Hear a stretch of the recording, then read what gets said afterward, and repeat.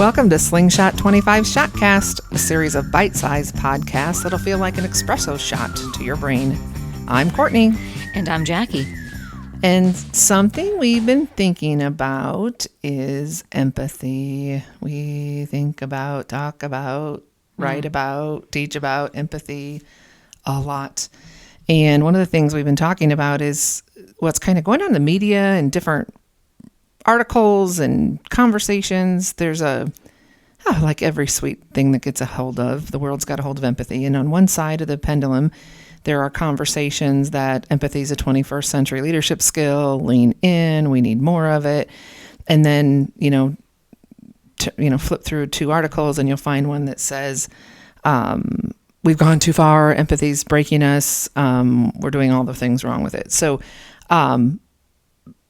and there's valid things in all of those articles, I'm sure. So what we thought might be helpful is just starting with a definition of empathy that is useful. So Jack, you want to kind of teach our audience what we think empathy is? Yeah. And we didn't just completely make up a new definition of empathy. I think what we've done is we've helped to, what's the word I'm looking for here? We've helped to just find the truth at the bottom of what this thing called empathy really is. So let's get right down to sort of the core definition of empathy, which empathy turns out to just be an act of curiosity. It's wondering what another person, probably one that you're in conversation with, but it can be applied anywhere. We apply it most practically in an interaction.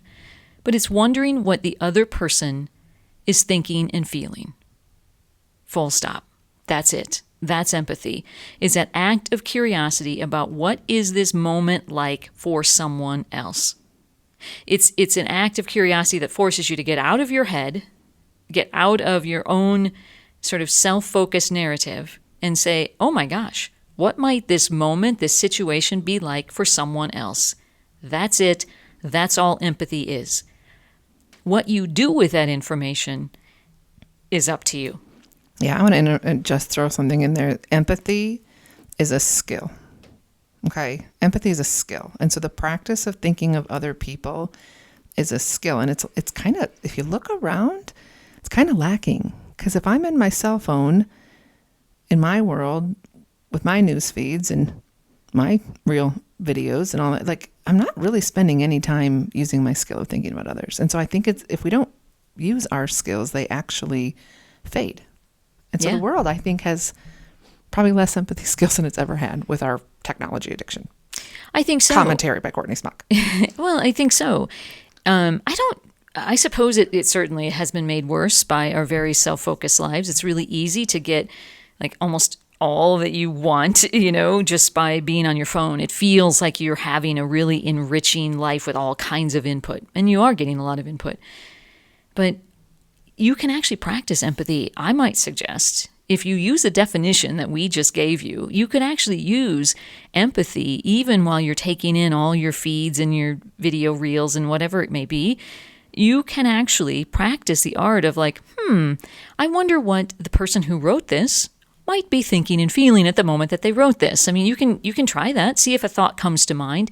The trouble with that, though, is the thing that we teach leaders, because we teach leaders who work with in real life people, in real moments, real leadership moments, is you won't be able to test that out if you're doing this, just by watching someone's video. You won't be able to say, hey, I bet you were feeling, or that must have been really intimidating for you, or that must have been really awkward for you, or that must have been really disappointing for you. You can't ask that question back because that person isn't actually there. Mm-hmm. In real life, that's what you would do. You would allow yourself to get curious, wonder what's going on for that other person. A thought will pop up for you, and then you will test it out by saying something like, I imagine that was really disappointing for you. If you're wrong, they will tell you. Yeah.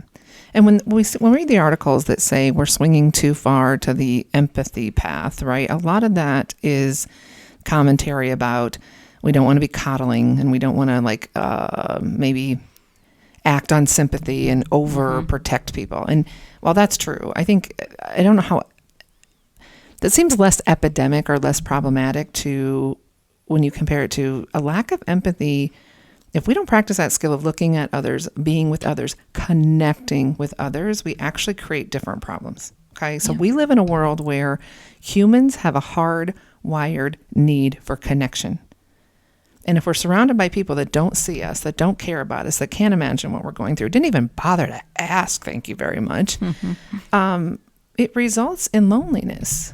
Yeah. It results in anger, right? It results in disappointment because, man, we're friends. How did you not know? Why didn't you ask? How do we just spend all this time together and I don't have a place to feel valued and cared about? If we're friends and family, like, isn't there someone in this world that sees me? Yeah. And so we give something to other human beings when we practice empathy. We give them connection. We give them support. We give them love. And that's what I think our employees need at work. It's what our kids need. The whole world needs a whole lot. Guess what side of the bandwagon where I'm like, the whole world needs a lot more empathy. Spend a little time being a little humble, thinking of other people. Yeah. And if you... Jackie, what am I thinking right now? You're probably thinking about something to eat. I could use a sandwich. I know. I knew it. I knew that's what you were thinking about. Cooper, when he was little, I could eat. Yeah, I could eat. I think you're right. I always want to put a plug in here, though, for we aren't suggesting that once you do the practice of, I wonder what this other person is thinking and feeling, and then if you come up with, they're feeling insecure or incapable of doing something, or maybe a little nervous or a little scared, empathy stops with just opening the conversation to what the other person might be experiencing. You don't have to go down the path of, let me do that for you then. Mm-hmm. That's like what we call the chapter 2 of this whole thing.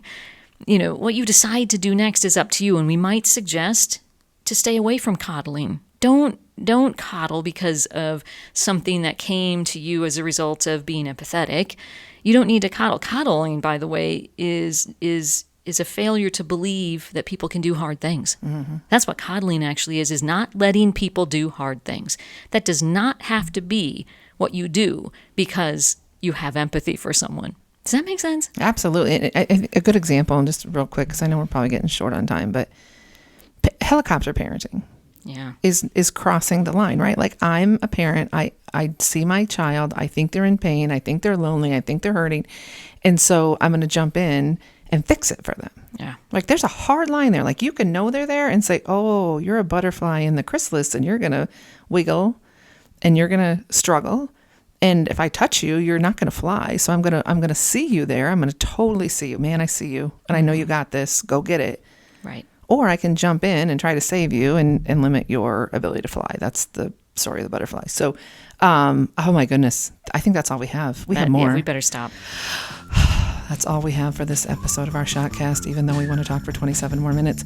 But we always have much more to say. If you want more, drop us a line at slingshot25.com.